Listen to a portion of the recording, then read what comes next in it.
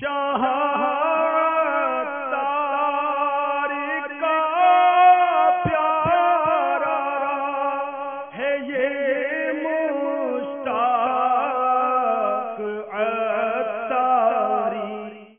اب اس وقت میں کچھ دیر سے آپ کے سامنے حاضر ہوں، اللہ اور اس کے رسول کا ذکر کر رہا ہوں، اللہ قبول فرمائے۔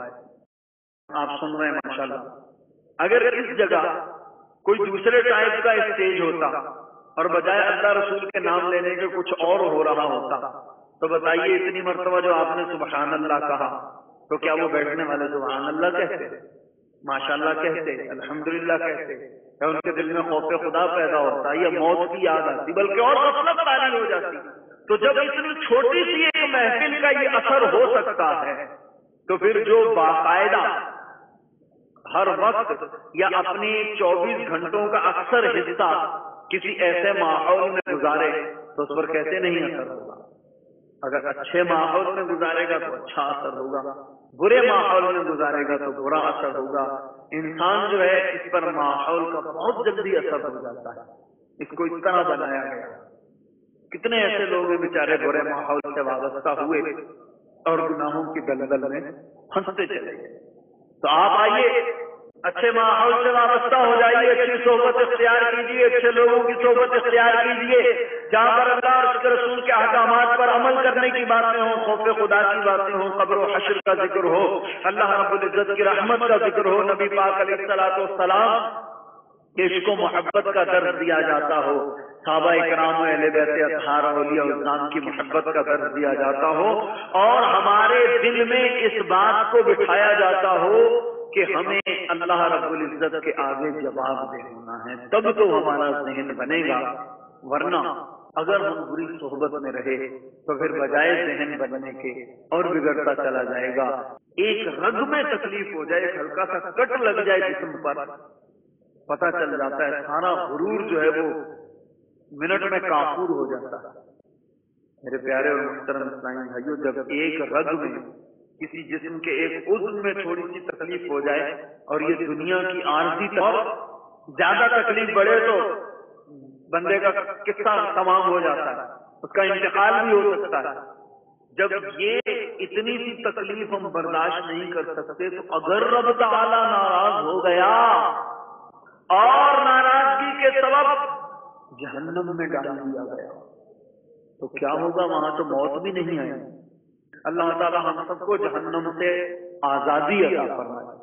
اللہ کرے دل میں اتر جائے میری بات، کاش جہاں تک میری آواز جا رہی ہے جو بھی سن رہے ہیں یقیناً اکثریت توجہ سے سن رہی ہے، کسی کے دل میں یہ بات اتر جائے وہی توبہ کرے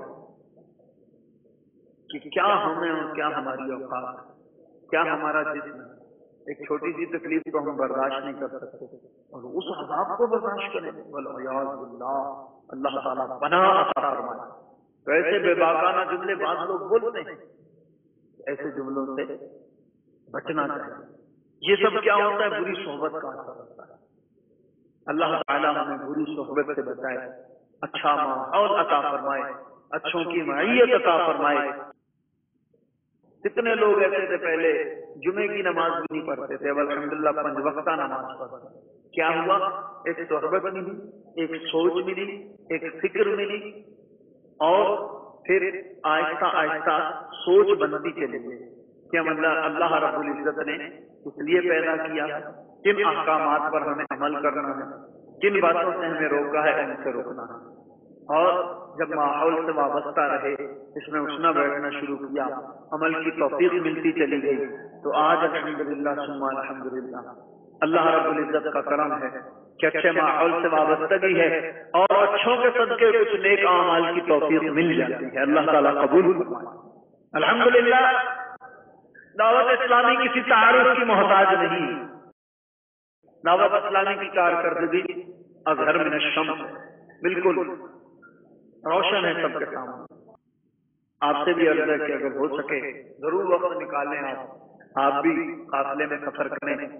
کیوں؟ اس لیے کہ اگر ہم قافلے میں جائیں گے یکسوئی حاصل ہوگی، توجہ پوری طرح ہوگی ہماری، تو جو کچھ سکھایا جائے گا اس کو انشاءاللہ الرحمن ہم सीख भी लेंगे, याद भी कर लेंगे, एक सोच बनेगी, एक फिक्र बनेगी, और फिर इस तरह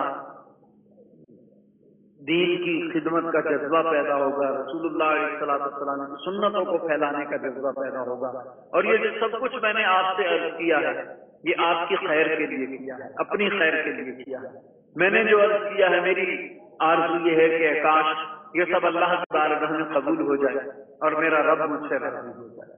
और यकीनन आपसे भी जो अर्ज किया है कि आप काफिले में आए या दर्स में शिरकत करें या मदरसे में आए या इज्तिमा में आए, तो जाहिर है इसमें मेरे को खानदान का तो फायदा है नहीं, कोई दुनियावी फायदा यूं नहीं है। हाँ, अल्हम्दुलिल्लाह आखिरत का फायदा है कि मेरी इस अर्ज से अगर मेरा कोई भाई इज्तिमा में आ गया और उसके दिल पर चोट पड़ गई और उसके दो आंसू अल्लाह के खौफ से निकल आए आंखों से, और वो दीन की राह पर आ गया, नबी पाक अलैहिस्सलाम की उसने कुछ सुन्नत सीख ली, तो यकीनन उसको भी सवाब मिलता रहेगा, मुझे भी सवाब मिलता रहेगा। और इस सब में हम सब की भलाई है। बाद लोग कहते हैं यार, ये लोग कहते हैं काफिले में भी चलो, तो इज्तिमा में भी चलो, तो मदरसा भी पढ़ो, तो मस्जिद में दर्स भी होता है, ये भी करो, हम सब काम कैसे करेंगे? तो भाई आप चले इज्तिमा में आना शुरू कर दो। कौन कहता है कि आज ही आप इस बात पर कमर बांध लें कि मैं सब काम करूंगा? अगर सब करें तो और अच्छी बात है कि इसमें दीन का फायदा है, जितना गुड़ डालेंगे उतना मीठा होगा।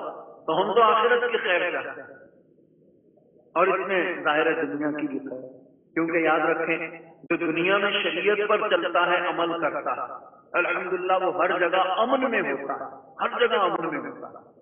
हाँ, तकलीफ उसको होती है मुख्तलिफ किस्म की, घर वालों से, बाहर वालों से, कभी कोई बिगड़ जाता है, कभी कोई लड़ने के लिए आ जाता है, कभी कोई परेशान करता है, कभी कोई परेशान करता है आपके सामने, लेकिन कोई बात ऐसा होता है। अल्लाह तबारक व तआला उनको भी समझ अता फरमाए कि अल्हम्दुलिल्लाह ये दीनी इज्तिमा है, दीन की बातें नहीं है। अल्लाह तबारक व तआला अपने हबीब सल्लल्लाहु अलैहि वसल्लम सदके हमारी इस हाजिरी को अपनी बारगाह में कबूल मंजूर फरमाए और हम सबको खूब मिलजुल कर दीन की खिदमत की तौफीक अता फरमाए।